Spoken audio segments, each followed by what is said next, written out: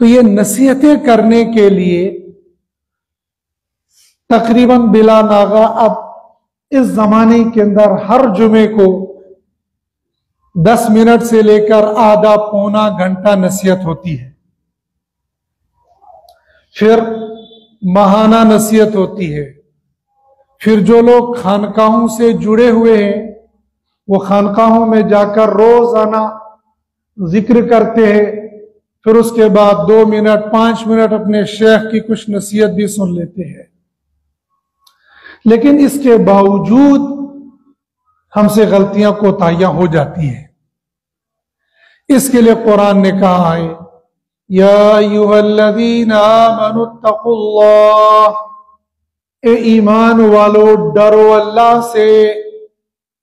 لوگ قرآن پڑھتے ہیں، دوران تلاوت ان کو بار بار ملتا ہے یا ایھا الذین آمنوا اتقوا اللہ، اے ایمان والو اللہ سے ڈرو۔ یہ لفظ ڈر کے اندر ہی ڈر ہے۔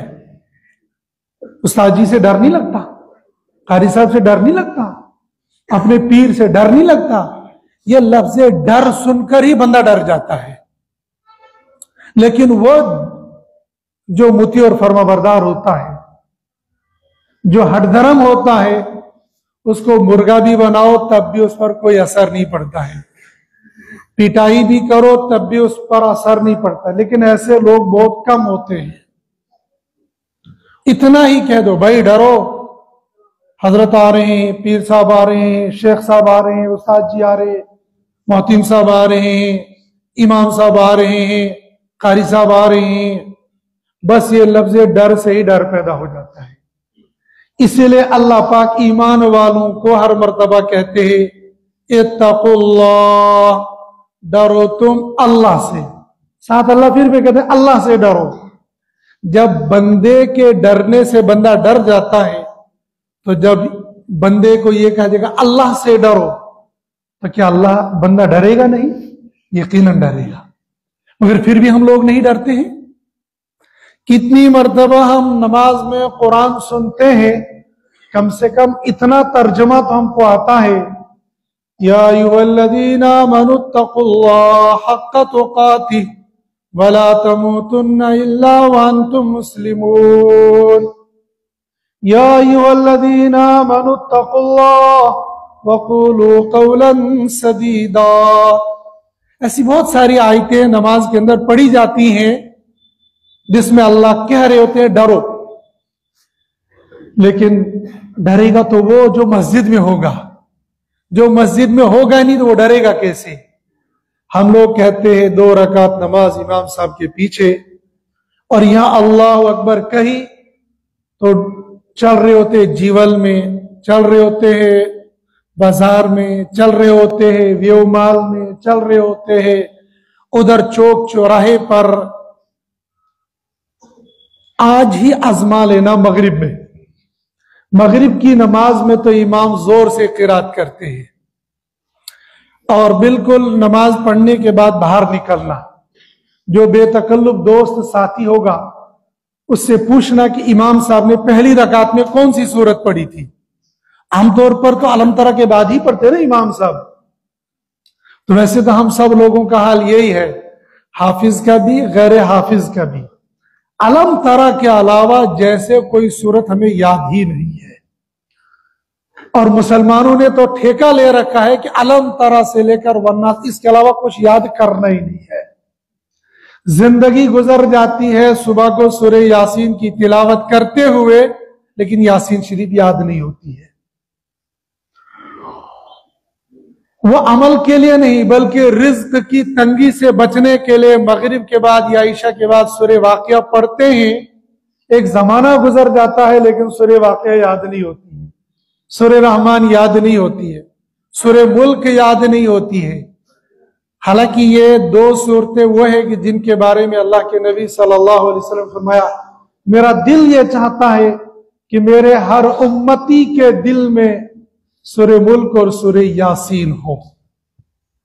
اگر میں آپ میں سے کہوں گا کہ ہاتھ کھڑے کرو، کس کس کو سورہ ملک اور سورہ یاسین یاد ہے؟ حفاظ کے علاوہ باقی مجھے نہیں لگتا ہے کہ ہم 5% بھی ہم ہاتھ اٹھا سکیں گے کہ ہاں مجھے سورہ ملک اور سورہ یاسین یاد ہے. میں کہہ نہیں رہا ہوں ہاتھ اٹھانے کے لیے، لیکن اگر پوچھیں گے، اور یہ میری تمنا نہیں ہے، امام صاحب کی تمنا نہیں ہے، ہمارے پیر کی تمنا نہیں ہے، بلکہ پیروں کے بھی پیر، اماموں کے بھی امام، بلکہ امام الانبیاء محمد الرسول اللہ صلی اللہ علیہ وسلم کی تمنا ہے کہ میرے ہر امتی کے دل میں سورہ ملک اور سورہ یاسین شریف ہو. اچھا، جن کو یاد ہے کبھی کبھار پڑھیں گے، روزانہ نہیں پڑھیں گے. جن کو یاد ہے ان کو کوشش کرنی چاہیے کہ مغرب کی نماز کے بعد ہم لوگ زیادہ تر 2 رکعت پڑھتے ہیں، اس لیے کہ زیادہ ہم پڑھیں گے تو پھر اعمال زیادہ ہو جائیں گے. ہمارے پاس تو اوور لوڈنگ میں اعمال ہیں، اس لیے زیادہ پڑھنے کی ضرورت ہی نہیں ہے. نفل تو ختم ہے، بالکل جیسے ہمارے سبجیکٹ سے وہ ختم ہو چکا ہے.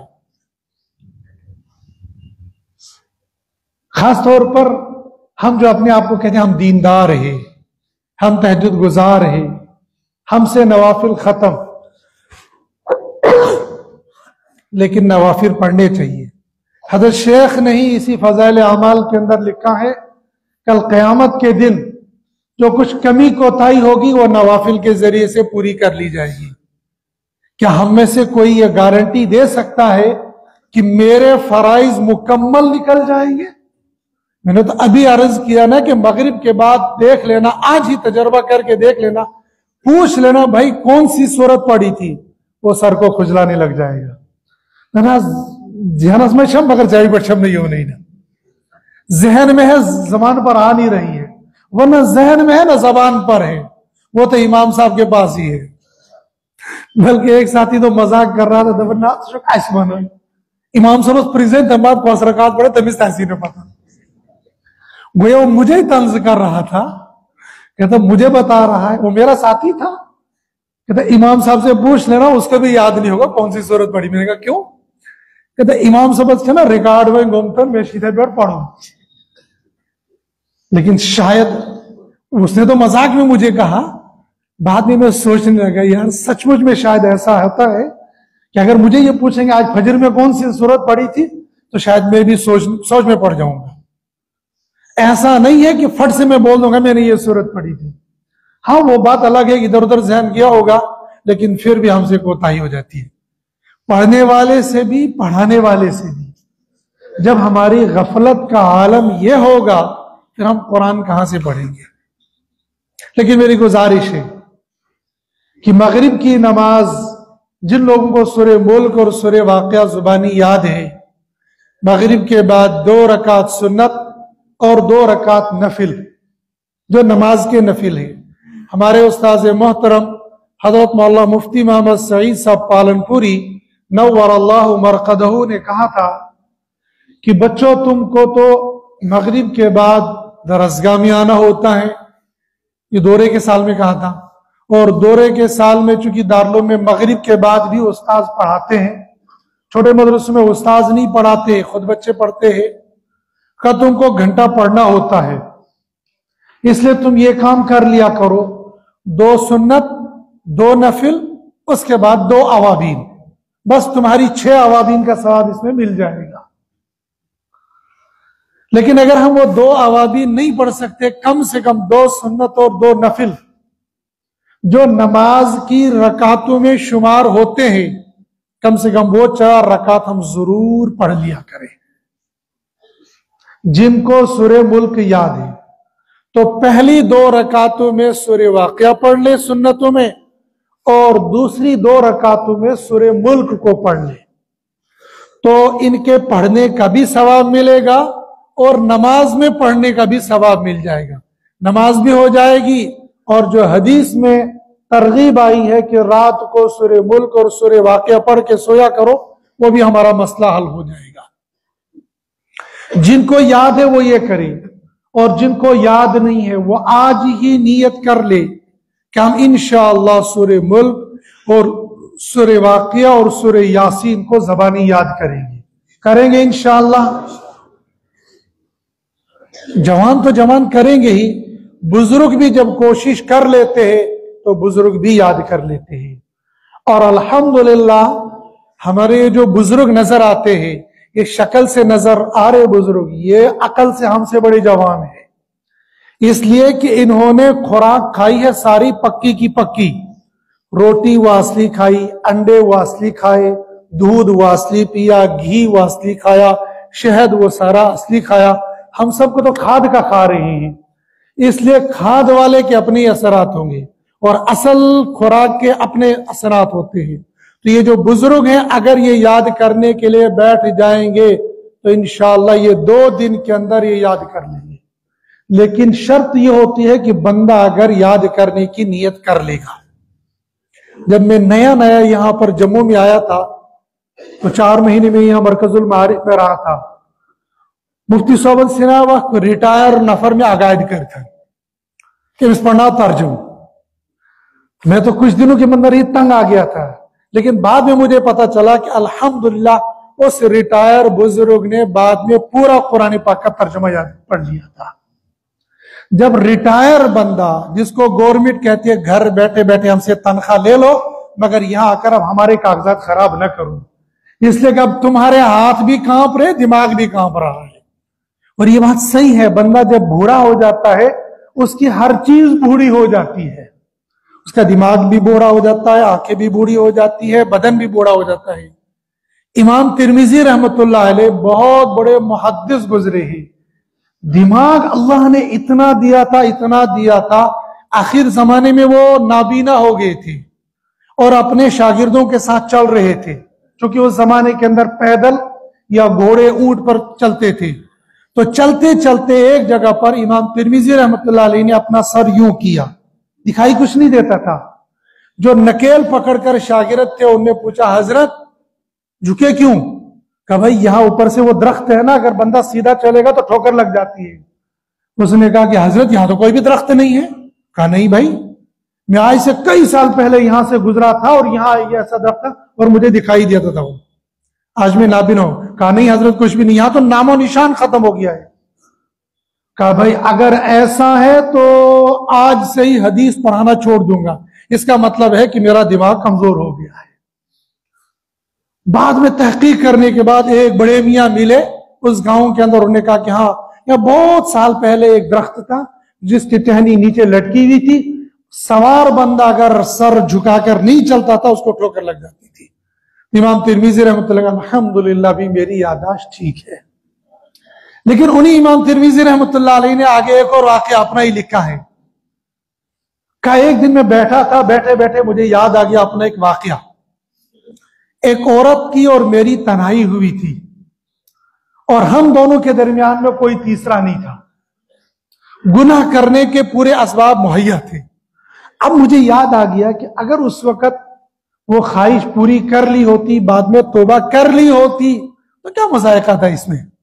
का ये ख्याल आया, फिर थोड़ी देर के ओहो ये तुम क्या कह रहे हो, ये तुम क्या सोच, जब गुनाह करने का मौका और हालात थे तब तो ये ख्याल भी नहीं आया और आज ये ख्याल आ रहा है। जब पैर कब्र के अंदर लटक रहे हैं उस वक्त कागज कलम उठाया और लिखा कि जब बंदा बूढ़ा हो जाता है तो उसकी हर चीज बूढ़ी हो जाती है, हत्ता कि उसका दिमाग भी बूढ़ा हो जाता है। इसीलिए तो बुढ़ापे में ये गुनाह सोच रहा हूं, जवानी में मैंने गुनाह नहीं सोचा। तो बंदा जब बूढ़ा हो जाता है इसकी हर चीज बूढ़ी जरूर हो जाती है, लेकिन इतनी बूढ़ी भी नहीं हो जाती है कि इस हर चीज को भूल जाएगी। लेकिन बाज़े बंदे ऐसे हो जाते हैं लिकई ला यअलम बाद इल्मिन शैआ, कि जानने के बावजूद वो अनजाने बन जाते हैं। लेकिन वो लोग वो तो मरफूल कलम हो जाते हैं, उनसे नमाज के अंदर भी अगर भूल चूक हो जाती है वो भी माफ हो जाती है। लेकिन जो लोग ठीक ठाक है, चल फिर रहे, खा पी रहे हैं और पूरी वाचिंग कर रहे हैं, अगर वो भी कोशिश करेंगे सूरह वाक़िया, सूरह मुल्क और सूरह यासीन को जुबानी याद करने की तो याद कर सकते हैं। और बाज हमारे वो साथी होते हैं जो जवान होते हैं और वो अच्छे काम में होते हैं। वो जो मैंने इंजीनियर का वाकया सुनाया, अगर कल क़यामत के दिन 2 तबकों को अल्लाह पाक खड़ा करेंगे और खड़ा करने के बाद उनसे हिसाब लेंगे اور حساب صرف ایک چیز کا لیں گے, بتاؤ تم نے میرا قرآن کتنا یاد کیا تھا. لگتا یہ ہے کہ چھٹکارا نہیں ہوگا. اور وہ دو طبقے ہیں, ڈاکٹر اور انجینئر, سول انجینئر. اب تو الیکٹرانک انجینئر بہت آگے بڑھ گئے ہیں, لیکن انجینئر اور ڈاکٹر. ہمارے ساتھ ایک ساتھی پڑھتے تھے, وہ میڈیکل کچھ پڑھ کے آئے تھے, 12th کے بعد 12ویں کے پاس 1 یا 2 سال میں میڈیکل پڑھا تھا, پھر شوق ہو گیا پڑھنے کا تو چلے آئے. دیوڑا میں ہمارے ساتھ پڑھتے تھے اور وہ کشمیر کے ساتھی تھے. وہ ہمیں کہتے تھے کہ مجھے 5000 دوائیوں کے نام یاد ہیں. وہ ڈاکٹر نہیں بنے تھے, خالی انہوں نے 2 سال کوشش کی تھی, کوچنگ کی تھی. اس کوچنگ کے سال میں انہوں نے 5000 دوائیوں کے نام یاد کر لیے تھے. اور قرآن پاک میں آیتیں کتنی ہیں؟ 6666. اور اس کو کتنی دوائیوں کے نام تھے؟ 5000. یہ ڈاکٹر نہیں تھا, یہ تو ابھی ویسے کوچنگ کی تھی. پھر جو ڈاکٹر بن جاتا ہے اور پھر آگے چل کر فزیشین بن جاتا ہے, پھر HOD اور بہت سارے طبقات میں سے نکل کر بڑا ڈاکٹر بن جاتا ہے, تو اس کو کتنی دوائیوں کے نام یاد ہوں گے؟ ہماری شکل میں تو خالی لکیریں اس کو یاد ہوتی ہے, اس کو نام یاد نہیں, لیکن اس کو ساری دوائیوں کے نام یاد ہوتے ہیں.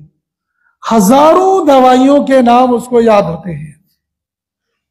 ایک انجینئر, اس بنی ہوئی عمارت سے بھی اگر انجینئر, جو پکا انجینئر ہوگا, اس کو پوچھو کہ بتاؤ اس عمارت میں کتنی اینٹیں لگی ہوں گی, کتنا سیمنٹ لگا ہوگا, کتنا سریا لگا ہوگا, کتنی بجری لگی ہوگی, 19-20 کے فرق کے ساتھ وہ سب کچھ بتا دے گا. 19-20 کا فرق بتائے گا, زیادہ نہیں بتائے گا, اتنا ہی یاد ہوگا.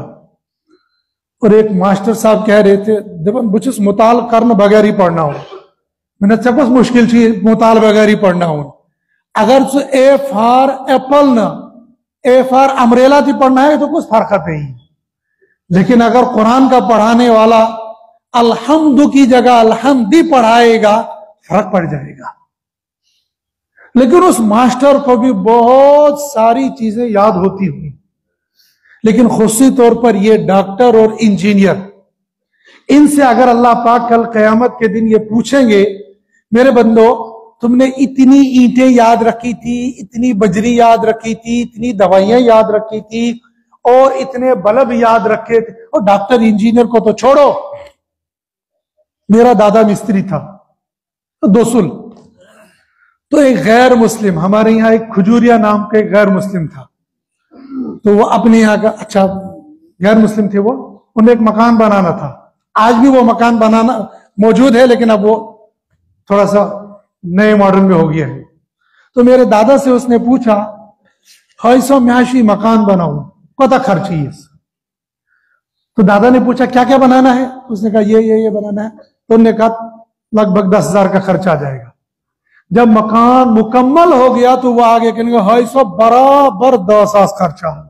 لیکن وہ اس زمانے کا تھا مستری, اور وہ گاؤں جنگل کا مستری, وہ ایگزیکٹ 19-20 کے فرق کے ساتھ ایک اندازہ بتا رہا ہے. تو جو واقعی تھیوری کر کے آیا ہوگا, اور تھیوری کے ساتھ اب پریکٹیکل بھی ہوگی, تو اس کو جب اللہ پاک کل قیامت کے دن پوچھیں گے, بتا میرے بندے 6666 آیتوں میں سے تو نے کتنی آیتیں یاد کی تھی؟ کلف اللہ شریف نہ آتے نا یوتی اس میں یاد یوتی اس میں پڑھا. اکثروں کو اتنا یاد ہوتا ہے اور اتنا ہی ہماری زبان پر چڑھتا ہے. ایسا کرنا غلط ہے. لہذا ہم کوشش کریں گے سورہ ملک کو, سورہ واقعہ کو اور سورہ یاسین شریف کو, ان کو زبانی یاد کریں گے اور ان کو نمازوں کے اندر پڑھا کریں گے. یہ باتیں بندہ تذکیر سے سنتا ہے, یاد دہانی سے سنتا ہے, اور یہ بندہ یاد تب رہے گا کہ یاد دہانی کے لیے ایک تو جمعے کا موقع ہوتا ہے, ایک پھر ماہانہ ہوتا ہے, پھر اپنے شیخ کے پاس جاتے ہیں. اس آنے جانے سے, ان مجالس میں آنے سے فائدہ یہ ہوتا ہے, قرآن نے جو کہا کونوا مع الصادقین, سچے لوگوں کے ساتھ ہو جاؤ. جب بندہ سچے لوگوں کے ساتھ بیٹھتا ہے, اٹھتا ہے, उनकी गुफ्तगू सुनता है तो 1000 बातों में से कुछ न कुछ 10 बातों पर अमल जरूर करता है। अलबत्ता ये कमी हमारे अंदर भी पाई जाती है। हम बयान सुनने के लिए कई 100 किलोमीटर दूर आ जाते हैं, बयान सुन लेते हैं। वापस जाकर अगर हम अपना मुहासबा करेंगे कि मैं तो 50 किलोमीटर दूर बयान सुनने के इतवार को बठंडी गया था, वहां जो मैंने बयान सुना था उसमें से मुझे पिछले हफ्ते से अब तक मैंने क्या अमल किया, तो शायद उसका रिजल्ट 0 आएगा, मैंने कुछ भी अमल नहीं किया।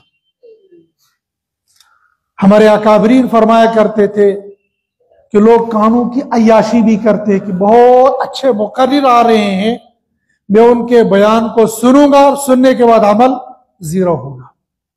और असल अल्लाह की यहां अमल है, मालूमात नहीं, असल है मामूलात। मालूमात हमारे पास बहुत है और मालूमात के लिए हम लोग 24 घंटे हाथ में मोबाइल लेकर सुनते रहते। दबन ये मौलवी जबरदस्त तकरीर करेंगे, जबरदस्त, और जबरदस्ती के चक्कर में कभी कभी हम लोग गुमराह भी हो जाते हैं।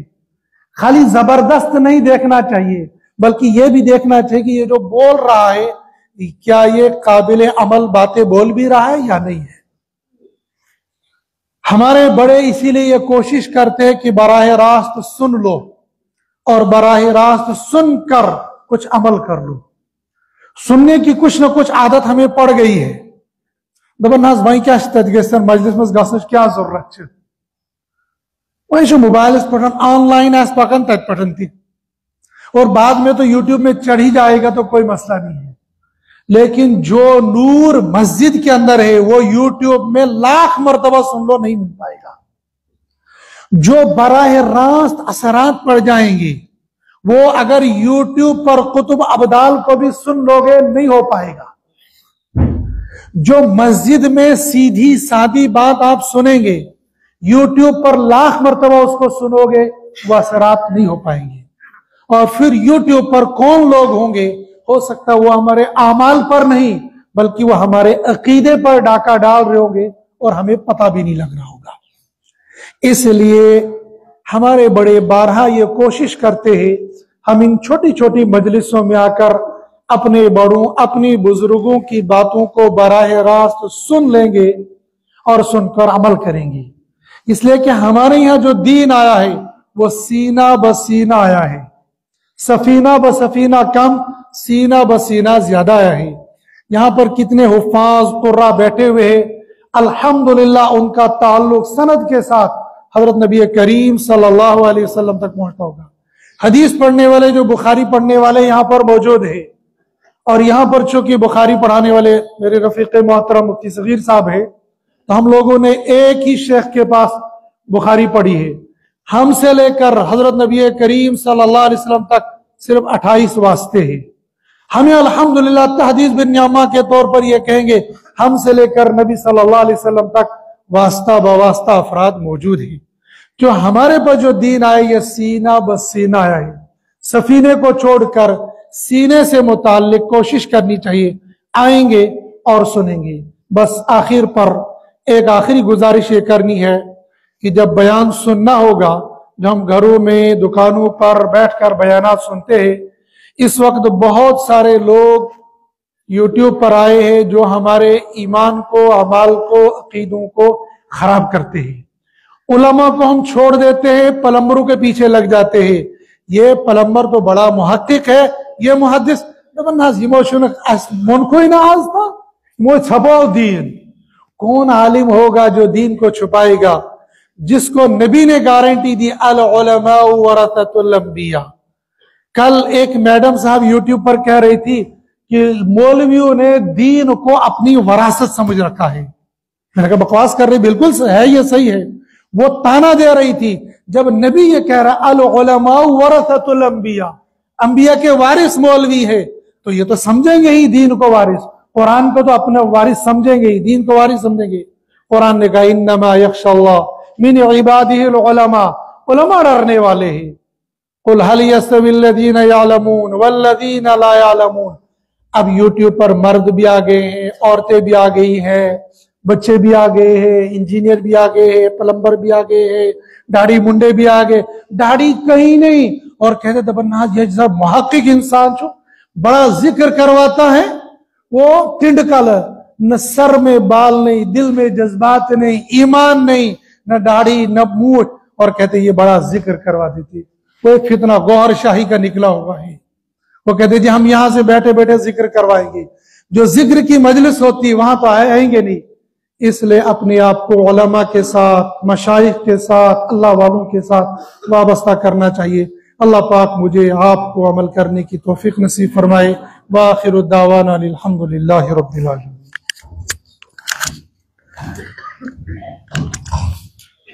तकबीर नारे तकबीर, नारे तकबीर।